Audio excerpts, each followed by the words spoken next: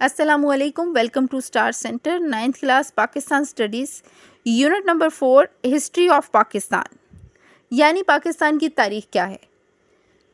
9th class आप लोगों का यूनिट नंबर 1, 2 और 3 मुकम्मल डिटेल से पढ़ाकर उसकी एक्सरसाइज मैंने स्टार सेंटर पे आप लोगों को दे दी है और अब हम इंशाल्लाह ताला पढ़ेंगे यूनिट नंबर 4। और unit number 4 history of Pakistan है। Narrate the early problems with particular emphasis on economic, geopolitical, refugee state and administrative problems.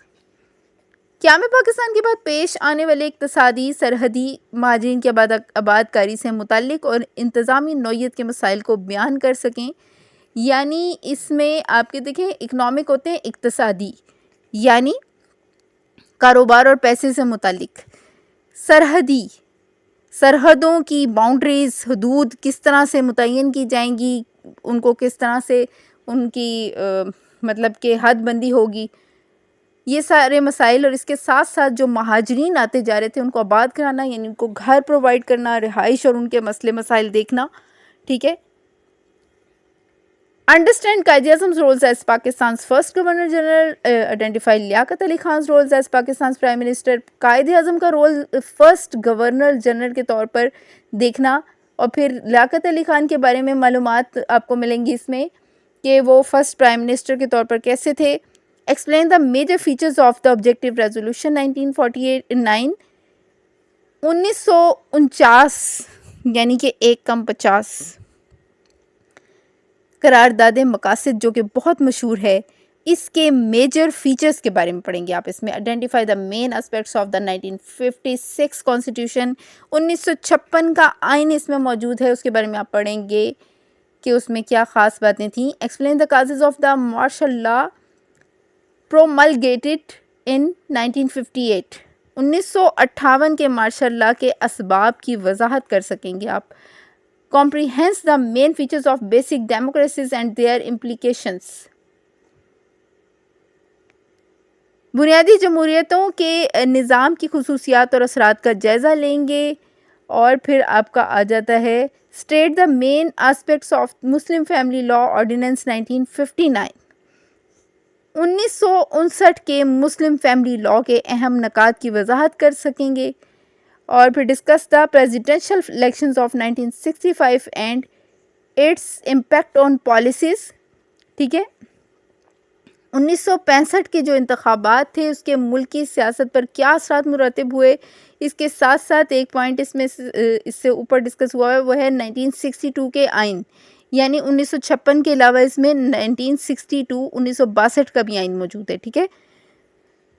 इसके अलावा इसमें एक बहुत अहम चीज़ जो कि आप लोगों की 8th में जिन बच्चों ने हिस्ट्री पढ़ी थी उनके उस कोर्स में भी ये चीज़ मौजूद थी कि 1965 की जो जंग हुई थी, यानी आपकी 1965 के जो जंग हुई थी उसमें क्या लोगों का रोल था और उसमें फोर्सेस का, आर्म फोर्सेस जो हैं उनका क्या रोल था। ठीक है, उस जंग में। फिर discuss Pakistan economic development during Ayub Khan era. तो अयूब खान का जो दौर है वो बहुत मशहूर था, उनके दौर में होने वाली पाकिस्तान की इक्तसादी तरक्की को ज़ेर बहस ला सकें। ठीक है, कि उनके दौर में इकनॉमिक डेवलपमेंट कितनी हुई थी और किस हिसाब से हुई थी। Discuss the key aspects of the LFO promulgated by Yahya Khan. Yahya Khan के दौर में नाफिज किए जाने वाले लीगल फ्रेमवर्क ऑर्डर के अहम निकात को ज़ेर बहस ला सकें। फिर हमारा आ जाता है, ये LFO से मुराद है लीगल फ्रेमवर्क। ठीक है, ऑर्डिनेंस, O फॉर ऑर्डिनेंस है। Analyse the 1970 elections and it's after math. 1970 के जो इंतखाबात के नताइज हैं और उसके बाद में पेश आने वाले जो हालात थे उनके बारे में हम पढ़ेंगे। और सबसे आखिर में है discuss the causes of the separation of east Pakistan, मशरकी पाकिस्तान की अलहदगी के बारे में उनके असबाब हम पढ़ेंगे कि क्यों अलहदा हुआ था मशरकी पाकिस्तान हमसे, क्या मसाइल पेश आ गए थे उस वक्त। फिर इसी पेज यानी पेज नंबर 48 के लास्ट में हम पढ़ेंगे consolidation of a state and search for a constitution 1947 and to 58। Early problems क्या थे इसमें, इब्तदाई मसाइल हैं। ठीक है, यानी कि सबसे जो पहला दौर था, क्या में पाकिस्तान से मशरिकी पाकिस्तान की अलहदगी तक, इसमें आ जाता है जी इब्तदाई मसाइल। The state of Pakistan had to face many problems in the early days of independence. Pakistan की नई रियासत को इब्तदा में ही मुख्तलिफ नौइयत के लातादाद मसाइल का सामना करना पड़ा। In the beginning of this chapter we shall review these problems briefly. इस बाब में हम सबसे पहले इन मसाइल का जायजा लेंगे। Deceit in the demarcation of boundaries, गैर मुनसिफाना हदबंदी के नताइज। पाकिस्तान जब बना था ना, असल में गैर मुनसिफाना से मुराद ये होती है कि इंसाफ ना किया गया हो जिस बात में, ठीक है, जिस बात में किसी के साथ नाइंसाफ़ी की गई हो।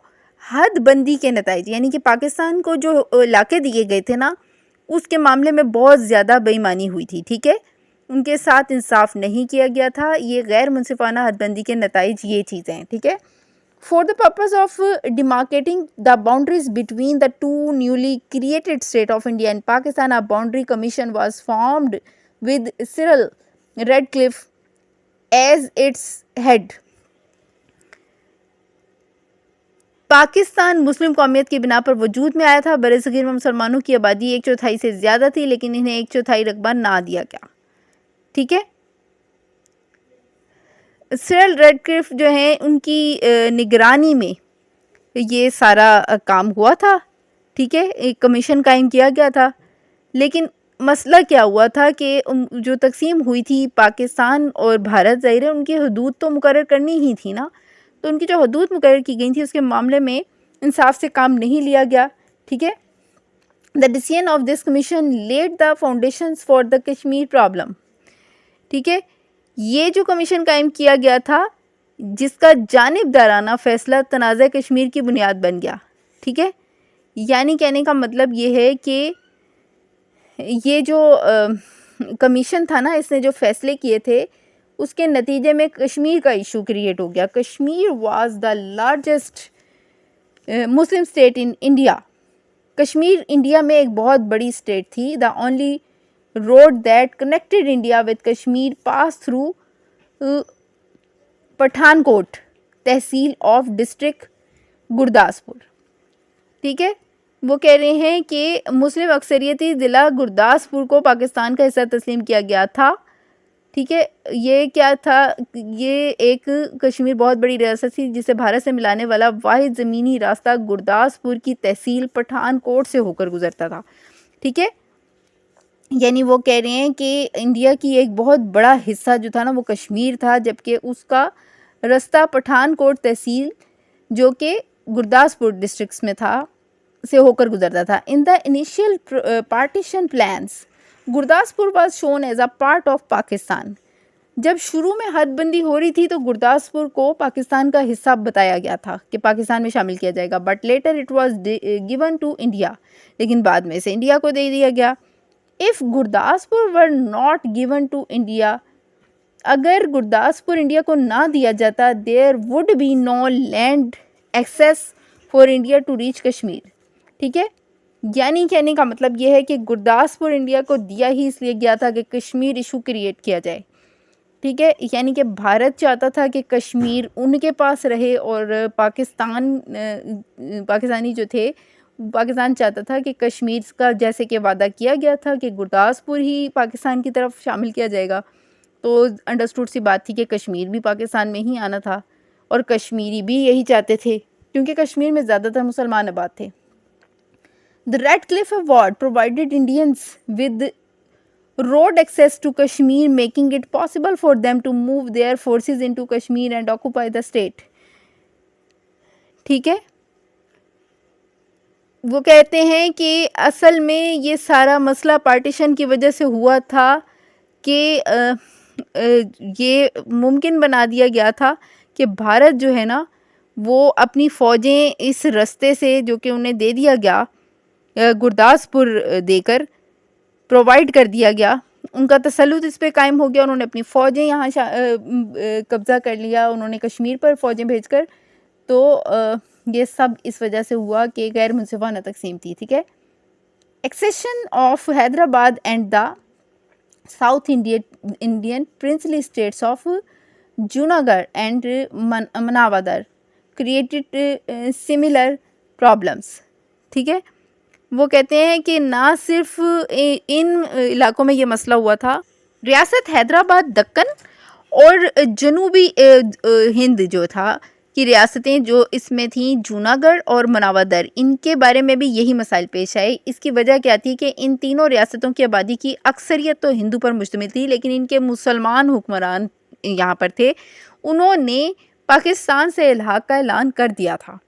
ठीक है, यानी कि हम पाकिस्तान, इल्हाक से मुराद होती है कि पाकिस्तान में शामिल होना चाहते हैं, मगर इसके बावजूद इंसाफ से काम नहीं लिया गया। इस मामले में कश्मीर के साथ साथ वो कहते हैं हैदराबाद के मामले में भी ज्यादती की गई और जूनागढ़ और मनावदर के मामले में भी। ठीक है, as these were Hindu majority states, but there, ये वही वाली बात है सारी जो मैं अभी बता चुकी हूँ आपको, they rather move there armed forces in the states and capture them by force.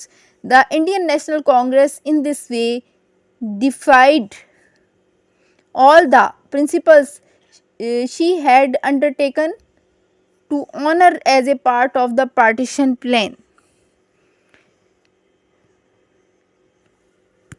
Congress ने अपने जारहाना अज़ाइम की तकमील के लिए तकसीम के फार्मूले में रियासतों के बारे में तयशुदा फार्मूले से इनहराफ करते हुए, यानी कि कांग्रेस ने नहीं माना इस बात को, सिंपल जो आप इसे कह सकते हैं, यानी कि इंडियंस बिल्कुल भी, भारत इस बात को मानने को तैयार नहीं था, और उन्होंने क्या किया कि इन रियासतों में फ़ौज अपनी भेज कर कब्ज़ा कर लिया। ठीक है, अपनी फ़ौज बिठा दी वहाँ पे, तमाम इखलाकी असूलों को पामाल कर दिया, यानी ना तो मुस्लिम अक्सरियत के इलाके को पाकिस्तान में शामिल होने दिया गया और ना मुस्लिम हुक्मरानों की रियासतों को पाकिस्तान से इल्हाक करने दिया गया। यानी कह रहे हैं कि ये ज़िद करके ज़बरदस्ती गैर मुनसिफाना हदबंदी कराई गई और पाकिस्तान से बहुत से इलाके जिनका वादा किया गया था, जिनमें कि ये 3 मेन बड़ी रियासतें थीं, ये छीन ली गई पाकिस्तान से और ज़बरदस्ती इंडिया ने यहाँ पे अपना कब्ज़ा कर लिया। ठीक है, ये सारी बात इसमें बताई गई है। प्रॉब्लम्स ऑफ मैस माइग्रेशन, हिजरत के मसाइल क्या हुए, पेश आए। ठीक है, due to untimely and badly planned partition and the large scale massacre of the Muslims, यानी कि कत्लेआम मुसलमानों का बाय द सिखों के ज़रिए, the Muslims of the East Punjab were forced to leave their homes and migrate to Pakistan in large numbers. ठीक है, east Punjab के जो मुसलमान थे उनको बहुत ज़्यादा फोर्स किया गया कि वो अपने घर छोड़ें और पाकिस्तान की तरफ हिजरत कर जाएं बहुत बड़ी तादाद में। This created enormous social and economic problems, ज़ाहिर सी बात है कि इसने बहुत बड़े बड़े माशरती और मुआशी मसाइल पैदा कर दिया, यानी कि कारोबारी मसाइल और पैसों के मसाइल पैदा हो गए बहुत ज़्यादा लोगों को। The newly created state of Pakistan had to bear the responsibility of providing shelter and breed to these refugees who were homeless and helpless and were not then 60 million in number. अच्छा, ये जो तादाद लिखी हुई है ना, ये इसमें थोड़ा बहुत ना गड़बड़ आ जाती है कहीं ना कहीं, तो यहाँ पे इन्होंने जो फिगर लिखी हुई है ना, ये डाउटफुल फिगर है। ठीक है, एक अंदाजे के मुताबिक पाकिस्तान की मैशत पर अपने इब्तदाई दिनों में ही 60 लाख से ज़्यादा बेघर इंसानों का बोझ पड़ गया। इस तरह महाजिरीन के बादकारी और इसके लिए बुनियादी ज़रूरियात की फराहमी का मसला खड़ा हो गया। Administrative problems, in its early days the state of Pakistan was forced with acute administrative problems as well. Most of the employees in the British administration had been Hindus.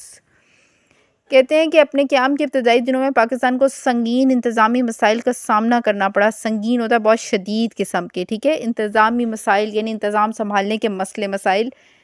बहुत सारे सरकारी मुलाजमीन जो हिंदू थे हिंदुस्तान चले गए, यानी कि पाकिस्तान में सरकारी मुलाजमीन की बहुत सख्त किल्लत हो गई। Karachi, the capital of the new state of Pakistan, lacked the basic infrastructure required for running a state machinery. Government officers were set up in military barracks and tents. The Pakistan had to work without the supply of basic stationery items. Karachi को दारुल हुकूमत बनाया गया, जहां एक रियासत का निज़ाम चलाने के लिए दरकार इब्तदाई सहूलतें मौजूद नहीं थीं। फौजी बैरकों और खैमों में हुकूमत के दफातर कायम किए गए। भारतीय हुकूमत ने पाकिस्तान के हिस्से में आने वाला दफ्तरी साजो सामान भी रोक लिया। सूरत हाल इतनी ख़राब थी कि सरकारी दफातर में कागज़ कलम तक भी दस्तयाब नहीं थे। यानी बहुत तकलीफ़ दे सूरत हाल थी उस वक्त, और बहुत मुश्किल से उन वो हिम्मत वाले लोगों ने उस वक्त इन सब चीज़ों को संभाला था। द कैनाल वाटर इशू, नहरी पानी का मसला, ये बहुत बड़ा मसला था पानी का। ये मैंने डिटेल से पढ़ाया हुआ है हिस्ट्री में 8th क्लास में। During the British period the canals irrigating the Indus basin work as an excellent and irrigated drainage system. बरतानवी दौरे हुकूमत ने सिंध तास को पानी फ्राहम करने वाली नहरें एक मरबूत निज़ाम की शक्ल में काम करती थीं। यानी कि बेहतरीन तरीके से निज़ाम चल रहा था सिंध तास को पानी फ्राहम करने वाली नहरों के ज़रिए। This drainage system one of the biggest of its kind in the world, ये पूरी दुनिया में एक बेहतरीन ड्रेनेज सिस्टम था। Was cut into 2 parts in 1947, इसे 2 हिस्सों में तकसीम कर दिया गया 1947 में as a result of the partition of India and the upper heads of the 3 big rivers Sutlej, Beas and Ravi, जिसके नतीजे में 3 दरियाओं सतलुज, ब्यास और रावी के बलाई हिस्से और बहुत से नहरी हेडवर्क्स, मसलन रावी का माधोपुर हेडवर्क्स और सतलुज का फिरोजपुर हेडवर्क्स जो हैं वो हिंदुस्तान के हिस्से में आ गए। ठीक है, इस पार्टीशन में यानी कि ये गड़बड़ हो गई कि जो बड़े हेडवर्क्स थे वो हिंदुस्तान की तरफ चले गए। ठीक है, ये Ferozepur headworks and Sutlej fell into the Indian control. As a result of Indian occupation of Kashmir towards the end of the year 1947, the situation further deteriorated as the upper heads of the river Jhelum and Chenab also become part of the Indian occupied territory.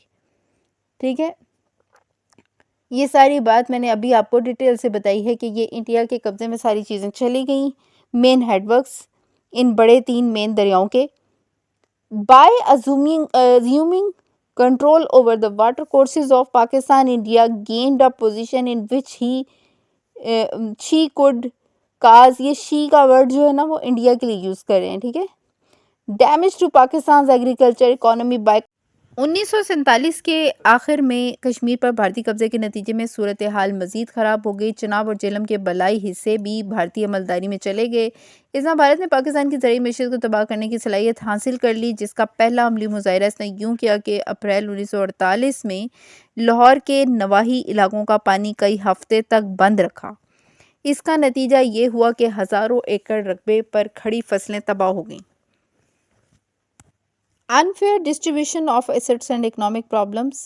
Pakistan was deprived यानी महरूम कर दिया गया of its due share of money, यानी पैसे की जो तकसीम थी उसके मामले में पाकिस्तान के साथ ज़्यादती की गई। Government employees who had opted to serve India destroyed official records. जो गवर्नमेंट के एम्प्लॉयज़ थे यानी कि सरकारी मुलाजमीन इंडिया की तरफ हिजरत करके गए थे, तो वो जाते जाते ना बहुत सारा सरकारी रिकॉर्ड भी ज़ाया कर गए थे। बिफोर लीविंग पाकिस्तान, यानी पाकिस्तान छोड़ने से पहले, most of the factories, military equipments and hospitals had become non functional. वो कहते हैं ना सिर्फ ये बल्कि फैक्ट्रीज और मिलिट्री का जो सारा सामान था, इसके अलावा हॉस्पिटल्स वगैरह में भी जितनी सहूलियात थी वो सब भी तबाह बर्बाद करके गए जाते हुए। बिकम नॉन फंक्शनल यानी कि काम नहीं कर रही थी कोई भी चीज़। As the migrating staff had damaged the equipments, क्योंकि हिजरत करने वाले स्टाफ ने जाते जाते सब चीज़ें तबाह कर दी थी। ठीक है, by making away with the parts. ठीक है, ताकि ये काम ना कर सकें, नकारा बना दी गई मशीनरी सारी। ठीक है, इसके बाद नेक्स्ट आ जाता है unfair distribution of military assets. Military assets से मुराद ये होता है फ़ौजी साजो सामान की तकसीम का मसला। इट वाज डिसाइडेड ये फैसला कर लिया गया as a part of the partition plan that the British Indian army and its assets shall be divided between India and Pakistan. तकसीम हिंद के बाद फैसला किया गया था कि बरतानवी हिंद की फ़ौज और फ़ौजी साजो सामान को 2 हिस्सों में तकसीम करेंगे। इस मकसद के लिए अंग्रेज़ कमांडर इन चीफ की सदारत में एक कमेटी तश्कील दी गई थी। ठीक है, ये बात हम पहले भी पढ़ रहे थे अभी थोड़ी देर पहले हैं। Its assets shall be divided between India and Pakistan. ठीक है, to execute the plan a committee was formed with the British commander in chief as its head. When the committee started working, जब इस कमेटी ने काम करना शुरू किया, page number 50 पे आ गई हूँ मैं। Indians maneuvered and made it possible for the committee to continue its work. तो क्या इसमें सूरत हाल पेश आई कि जब फ़ौज की तकसीम से मुतालिक अमली कार्रवाई शुरू की गई तो हिंदुस्तान की फ़ौज ने इस कमेटी की कोशिशों को नाकाम बना दिया। ठीक है, मेड इट इम्पॉसिबल, ठीक है, for the committee to continue its work, कि इस कमेटी को काम ही नहीं करने दिया। At the time of the partition there were 16 ordinance armament factories in the United India. All these factories went to India. Consequently, the state of Pakistan had to start with an army which was very small and had extremely poor resources. The little military equipment sent to Pakistan were mostly out of order. Same was the condition of the naval vessels and aircrafts. ये last point है आपका।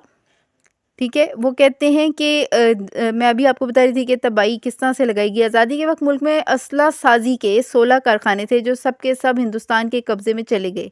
इस तरह पाकिस्तान ने अपनी ज़िंदगी का आगाज़ एक छोटी और वसाइल के लिहाज से कमज़ोर फ़ौज के साथ किया। हिंदुस्तानी हुकूमत ने असला और फ़ौजी ज़खायर की तकसीम में इंसाफ के असूलों को बालाए ताक रखते हुए, यानी कि एक साइड पर रखते हुए, पाकिस्तान को ना काफ़ी और ना कारा साजो सामान दिया था। तो ये तो सारे मसले मसाइल छोटे छोटे थोड़े थोड़े डिस्कस किए हुए हैं यहाँ पे।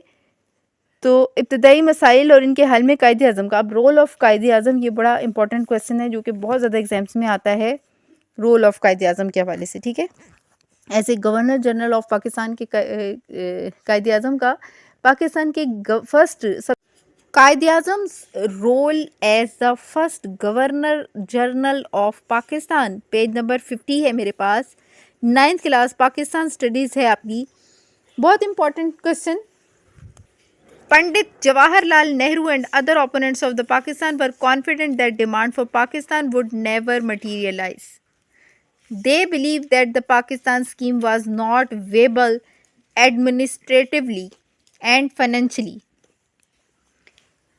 पंडित जवाहरलाल नेहरू और पाकिस्तान के दूसरे मुखालिफिन जो थे, ठीक है, ओपोनेंट्स कहते हैं मुखालिफिन को, वर कॉन्फिडेंट, वो बहुत मुतमईन थे कि पाकिस्तान का जो मुतालबा है, डिमांड फॉर पाकिस्तान से मुराद पाकिस्तान का मुतालबा, वुड नेवर मटीरियलाइज, कभी भी अमल नहीं हो सकेगा इसके ऊपर, यानी कि उनके ख्यालात थे ये। दे बिलीव्ड, उन्हें यकीन था, that the Pakistan scheme was not viable administratively and financially. Financially होता है पैसे के मसाइल जो होते हैं, यानी सरमाया नहीं था इतना, और इंतज़ामी तौर पे इंतज़ाम नहीं संभाल सकेंगे।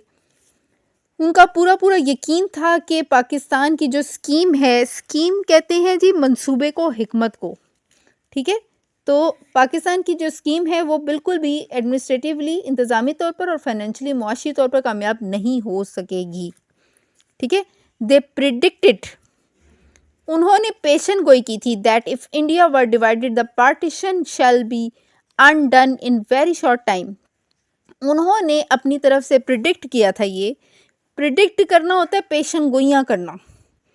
अक्लमंद लोग किसी बातों को देखते हुए कुछ अंदाजे लगा लेते हैं, ठीक है, तो उनके ज़ाती अंदाजे थे कि इतने ज़्यादा कमज़ोर हालात में और जो कुछ जिस तरीके से तकसीम हुई थी, तो उसको देखते हुए इंडिया के तमाम बड़े बड़े सियासतदानों का और लोगों का ख्याल था कि ये पार्टीशन जो है ये कोई इतनी कामयाब नहीं रहेगी और जल्द ही ये ख़त्म हो जाएगी, इसकी मुद्दत आर्जी होगी। ठीक है, and India will soon reunite दोबारा से जुड़ जाएगा। ये ख्याल तो बहुत ज़्यादा पुख्ता था उनके जहनों में कि दोबारा से ये एक ही होगा, टुकड़े नहीं चल सकेंगे। ठीक है। The problems faced by the newly formed government of Pakistan were of enormous magnitude. जो मसाइल नई बनने वाली पाकिस्तानी रियासत को पेश आए वो वाकई बहुत ज़्यादा गंभीर और बड़े थे। And at one time it seemed, और एक बार तो ये दिखाई देने लगा, दैट द ये है स्पेकुलेशंस कहते हैं अंदाजों को। Speculations of the Congress pundits were about to come true and the country was about to collapse. कभी जब जो हालात पेश आए थे तो उसमें कभी कभी ऐसा लग रहा था कि इनके अंदाजे कहीं सही साबित ना हो जाएं। ठीक है। पंडित्स के जो कांग्रेस के पंडितों के जो अंदाजे थे वो कहीं सही साबित ना हो जाएं। ठीक है। और ऐसा वक्त आया था कि लगता था कि कहीं सब कुछ तबाह ना हो जाए। ठीक है। कोलैप्स होता है गिर जाना किसी चीज़ का। ठीक है। ये हुकूमत यानी कि ज़्यादा नहीं चल सकेगी। The Quaid-e-Azam work day and night. Quaid-e-Azam ने मेहनत की रात और दिन रात यानी कि एक कर दिया उन्होंने। टू सॉल्व द प्रॉब्लम, इस मसले को हल करने के लिए faced by Pakistan in early days.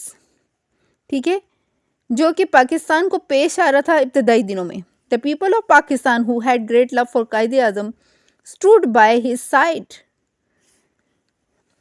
वो लोग जो कायद-ए-आज़म के बहुत ज़्यादा मोहब्बत करने वाले थे और जो उनके साथ खड़े थे, जानिसार कह सकते हैं आप इसे, यानी कायद-ए-आज़म के एक इशारे पर जान कुर्बान कर देने वाले, ये वही लोग थे जिनकी कोशिशों से पाकिस्तान बना था। स्टूड बाय हिज साइड, उनके साथ साथ खड़े थे। And with the grace of Allah Almighty, और अल्लाह तबारक व तआला की मेहरबानी से द प्रॉब्लम्स वर सॉल्व, मसले हल हो गए विद एस्टॉनिशिंग स्पीड, हैरान कुन रफ्तार के साथ। In the following lines we shall review some of the most significant steps taken by the Quaid-e-Azam acting at the first Governor General of Pakistan। आगे चलकर हम पाकिस्तान के बारे में लिए गए कायद-ए-आज़म के उन अहम इक़दामात के बारे में पढ़ेंगे। इक़दामात उन्हीं स्टेप्स को ही कहते हैं। ठीक है। उन जो उन्होंने मसाइल को हल करने के लिए जो हिकमत अमली इख्तियार की थी उसके बारे में पढ़ेंगे। ठीक है। We shall also study some important pieces of advice rendered by him। rendered होता है पेश करना। ठीक है। हम ये भी पढ़ेंगे कि वो कौन सी अहम नसीहतें थीं, ठीक है, जो कि कायद-ए-आज़म ने rendered यहाँ पे आया है, पेश की थी by him on important issues of national importance for the guidance of the nation। जो उन्होंने कौम को मसाइल के हल के तौर पर पेश की थी। ठीक है। गाइड करने के लिए। कॉन्स्टिट्यूशन मेकिंग, इसमें सबसे पहला पॉइंट आता है कि कॉन्स्टिट्यूशन आइन साजी को कहते हैं। ठीक है। Constitution making. The Quaid-e-Azam was elected first president of the constituent assembly of the Pakistan. Quaid-e-Azam सबसे पहले दस्तूर साज असम्बली के सदर मुकर्रर हुए। ठीक है। कॉन्स्टिट्यूएंट असम्बली से मुराद है दस्तूर साज assembly. He summoned the first session of the assembly on August 11, 1947। उन्होंने समन्ड, यहाँ पे एक लफ्ज़ आया हुआ है, समन्ड का मतलब होता है तलब करना। उन्होंने सेशन कहते हैं इजलास को, उन्होंने दस्तूर साज असम्बली का सबसे पहला इजलास तलब कर लिया 11 अगस्त 1947 में। He made a statement regarding the guiding principle of the future He expressed hope that the future constitution of Pakistan shall be democratic and Islamic। उन्होंने इस उम्मीद का इजहार किया कि पाकिस्तान का मुस्तकबिल का आइन जमहूरी होगा। डेमोक्रेटिक होता है जमहूरी, एंड इस्लामिक और इस्लामी। ठीक है। यानी इस्लामी कुरान और सुन्नत के मुताबिक होगा, but by no means of theocratic nature. Theocratic nature से मुराद होती है कि ये इस्लामी असूलों पर ज़रूर होगी हुकूमत, मगर ये मजहबी हुकूमत नहीं होगी। यानी इससे मुराद ये कि राइट्स ऑफ द, आगे ये वजाहत दे रहे हैं, non Muslim citizens of Pakistan shall be equal to the Muslim citizens. कि पाकिस्तान में जो नॉन मुस्लिम्स रहते हैं उनके हुकूक भी पाकिस्तान में रहने वाले मुसलमान शहरियों के बराबर ही होंगे। He advised the Constituent Assembly to take up the task of constitution making at a very high pace and complete it as early as possible. आपने असम्बली को आइन साजी का काम बहुत कम वक्त में मुकम्मल करने की हिदायत की। यानी कायदे आज़म चाहते थे कि जल्द से जल्द आइन तश्कील दे दिया जाए। यानी पाकिस्तान एक कौमी जमहूरी रियासत होगा जिसमें तमाम शहरी बिला इम्तियाज़ मज़हब व कौमियत, यानी चाहे वो किसी भी कौम या मज़हब से ताल्लुक़ रखते हों, वो सिर्फ़ और सिर्फ पाकिस्तान के शहरी होंगे। ठीक है, नेक्स्ट पॉइंट है आपका रिहैबिलिटेशन ऑफ रिफ्यूजीज़, यानी कि महाजरीन की आबादकारी। महाजरीन या रिफ्यूजीज़ किसे कहते हैं? जो कि इस टॉपिक में तो बात हो रही है ना, इंडिया से आने वाले लोग जो थे, जितने भी लोग हिजरत कर करके इंडिया से आ रहे थे पाकिस्तान, ठीक है, और वहाँ आकर आबाद होते रहे, बहुत लंबे अरसे तक ये सिलसिला जारी रहा था। ठीक है, the rehabilitation of refugees was a problem of enormous magnitude for a newly created and economically crippled state like Pakistan. यानी कि इतनी खस्ता हाल हुकूमत जो कि पाकिस्तानी हुकूमत की शुरू में हालत थी और जो बहुत ज़्यादा मसाइल से गुजरी थी, तो इसके लिए इसमें महाजरीन की आबादकारी एक बहुत बड़ा अहम मसला था। ठीक है, और फिर इस मकसद के लिए कायदे-ए-आज़म ने क्या किया? दी प्रॉब्लम वाज मैनेज एक्सीलेंटली, यानी बहुत अच्छे तरीके से ये मसला हल किया गया under the able guidance of the Quaid e Azam Mohammad Ali Jinnah. On his appeal to local people came forward to help their ब्रादरान who had been uprooted from their homes and were in miserable condition. The Quaid-e-Azam established a refugee relief fund to which people donated generously. Quaid-e-Azam ने इस मौके पर refugee relief fund कायम किया और इसमें यह हुआ कि बहुत सारे लोगों ने इसमें दिलचस्पी ली और अब अवाम के अंदर जो जज्बा इसार था, इसकी बदौलत इस मुश्किल मसले को भी हल करने के लिए कोशिशें शुरू कर दी गईं। एस्टेब्लिशमेंट ऑफ द गवर्नमेंट, हुकूमत की तश्कील। The Quaid e Azam become the first governor general of Pakistan. He appointed Liaquat Ali Khan as the first prime minister of the Pakistan. जी हाँ, अब के जो हमारे नए बच्चे आ रहे हैं उनको ये तक भी नहीं पता होता कि हमारे फर्स्ट प्राइम मिनिस्टर कौन थे पाकिस्तान के।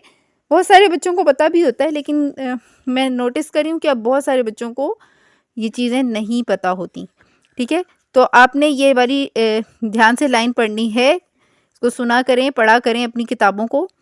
इसमें लिखा हुआ है कि फर्स्ट गवर्नर जनरल जो थे वो पाकिस्तान के कायदे-ए-आज़म थे और सबसे पहले प्राइम मिनिस्टर पाकिस्तान के first prime minister Liaquat Ali Khan थे। ठीक है, the Quaid also exercised his discretion in the selection of the ministers. He formed a small cabinet of able and competent persons. Quaid-e-Azam की हिदायत पर वज़ीर आज़म ने एक मुख्तसर काबीना तश्कील दी। कैबिनेट कहते हैं काबीना को।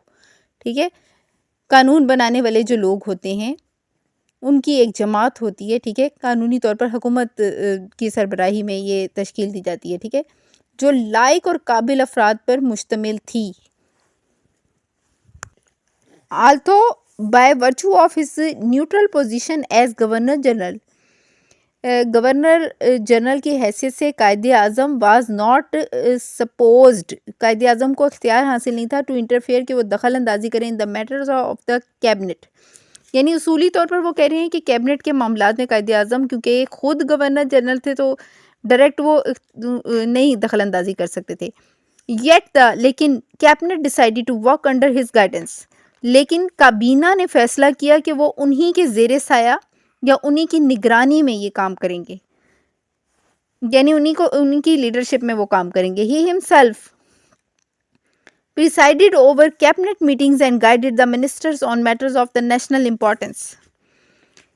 कौमी जो मामलात थे उनमें फिर कायदे-ए-आज़म को, क्योंकि उन्होंने खुद रिक्वेस्ट किया कि वो उनको गाइड करें और वो उनके गाइडेंस में काम करना चाहते हैं, तो फिर कायदे-ए-आज़म ने उनकी रहनुमाई की तमाम कौम के मसले मसाइल में। ठीक है, guidance for the public servants, सरकारी मुलाजिमीन के लिए रहनुमाई या गाइडेंस, ठीक है। After independence the responsibilities, independence यानी कि आज़ादी के बाद, रिस्पॉन्सिबिलिटीज कहते हैं जिम्मेदारियों को, of the civil and military administration of Pakistan had increase manifold.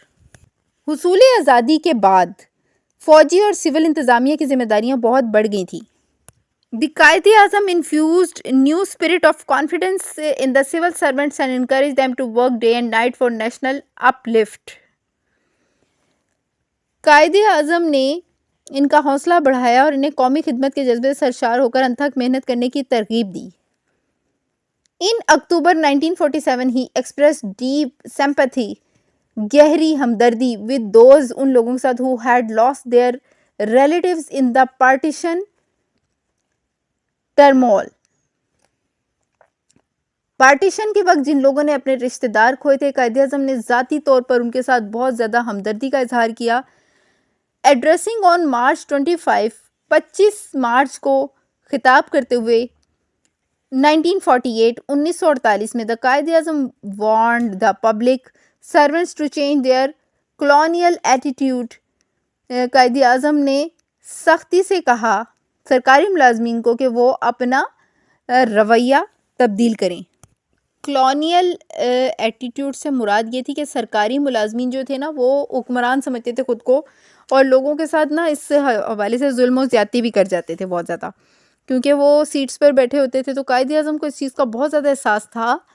तो कायदे-आज़म ने उनको उस नसीहत की बाकायदा कि अपना रवैया वो तब्दील करें और कौम के मालिक बन के नहीं, बल्कि कौम के खादिम बन के, उनके खिदमतगार बनकर उनके लिए काम करें, ठीक है। ये कायदे-आज़म का ही रूल था। ही रिमाइंडेड देम, उन्होंने उन्हें याद करवाया that they were not more the rulers of the people, they were no their servants. Rulers नहीं हैं वो, हुक्मरान नहीं है, बल्कि वो सर्वेंट्स हैं, ठीक है। कॉन्फिडेंस बिल्डिंग, एतमाद पैदा करना या बहाल करना। The enemies started making hostile propaganda against Pakistan from the very first day of the birth.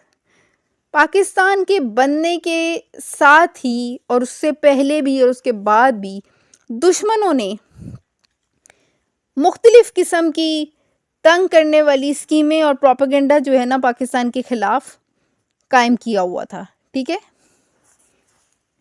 वो बार बार यही यकीन दिला रहे थे कि पाकिस्तान ज़्यादा नहीं चल सकेगा, ठीक है, और वो यही देखना भी चाहते थे।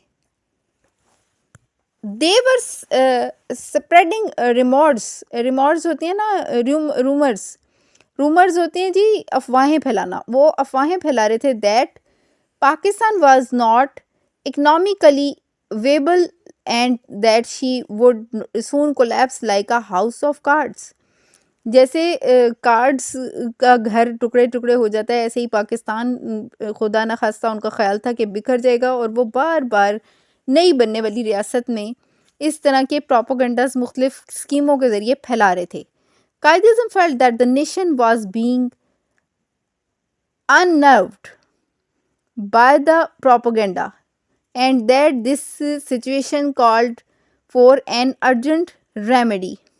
The Qaid-e-Azam, despite his failing health, made extensive tours of the country. He met the people, addressed them, gave them courage and hope, and assured them that the Pakistan was destined to live forever and that the conspiracies of its enemies will soon die off.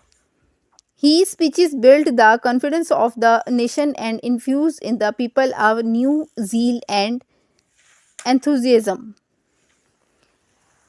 कायदे-आज़म ने बहुत ज़्यादा मेहनत की। मैं इस सारे का आपको निचोड़ बता देती हूँ कि कॉन्फिडेंस बिल्डिंग से मुराद ये थी कि कौम का जो एतमाद था ना, वो बहाल नहीं हो पा रहा था, क्योंकि जो दुश्मन थे वो बार बार उनको अफवाहें फैला रहे थे उनमें कि पाकिस्तान ने तो बन तो गया है, लेकिन ये चलेगा नहीं, ये जल्द ही आर्जी तौर पर बना है और ये टूट जाएगा और फिर वापस वैसे ही पहले जैसे हालात हो जाएंगे।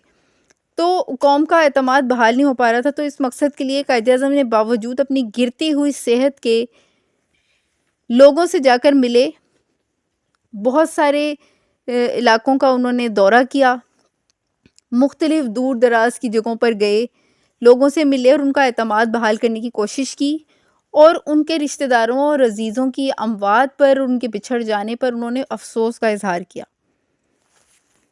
अदर इनिशिएटिव्स, दूसरे इक़दामात, Karachi was designated as Pakistan capital, Karachi को पाकिस्तान का कैपिटल करार दिया गया। The Quaid e Azam said that, Quaid e Azam ने कहा Urdu would be adopted as Pakistan national language, Urdu Pakistan की कौमी ज़ुबान होगी। For the solution of the economic problems, the Quaid-e-Azam instituted the Pakistan fund, people contributed generously to this fund. Arrangements for the establishment of the State Bank of Pakistan were made in the record period of 11 months.